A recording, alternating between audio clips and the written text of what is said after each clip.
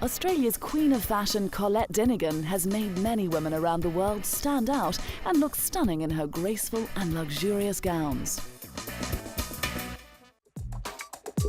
Born in South Africa, Dinnigan's career catapulted when she moved to Australia and received work with the Australian Broadcasting Corporation in their costume department. By 1992, she had her own label and became the first Australian to introduce a ready-to-wear collection in Paris by 1995.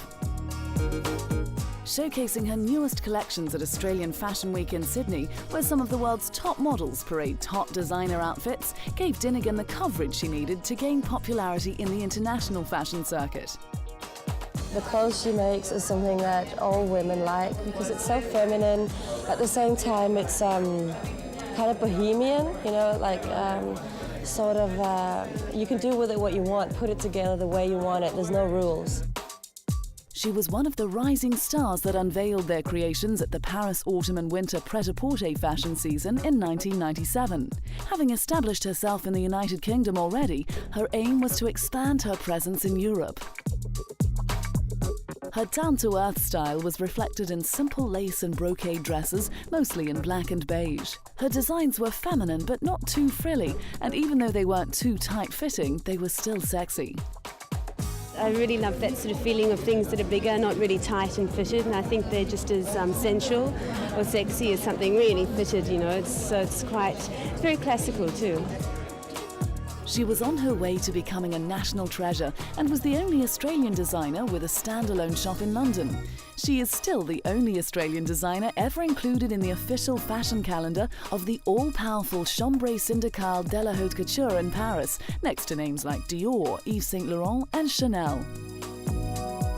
Her ready-to-wear collection for the Fall-Winter 2004-2005 season was shown at the Carrousel de Louvre, and while she acknowledges that she does not push forward the frontiers of fashion, Dinnigan's clothes are beautiful and desirable, mixing her signature sexy femininity with a more contemporary sleekness.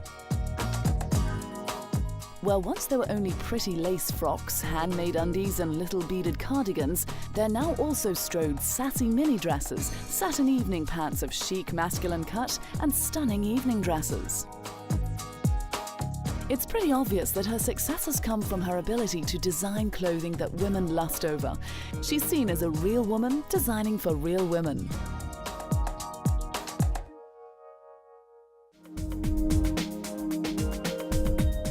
Although in 2008, the year she was celebrating her 12th year at Paris's prestigious Fashion Week, she showed a collection that was a bit more somber and spikier, with skinny leggings and lots of black. Dinnigan went for a full mix with military detailing in gold colours and all-revealing chiffon blouses, while other models strutted down the runway with dresses embellished with sequins and adorned with feathers. Each one of her garments are carefully handmade in Australia and shipped to an even larger clientele who wear them to film premieres and award ceremonies. Musician Taylor Swift walked the red carpet at the 2008 American Music Awards in a sparkling silver Collette Dinnigan mini dress, while Pink arrived at the designer's home country for the Australian MTV Awards wearing a white and silver sequin Dinnigan gown.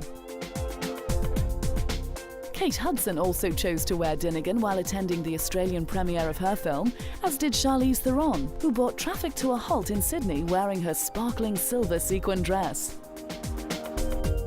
Like other well-known designers Stella McCartney and Zac Posen, Dinnigan, in 2008, released a discount lingerie line called Wild Hearts for the clothing department store Target.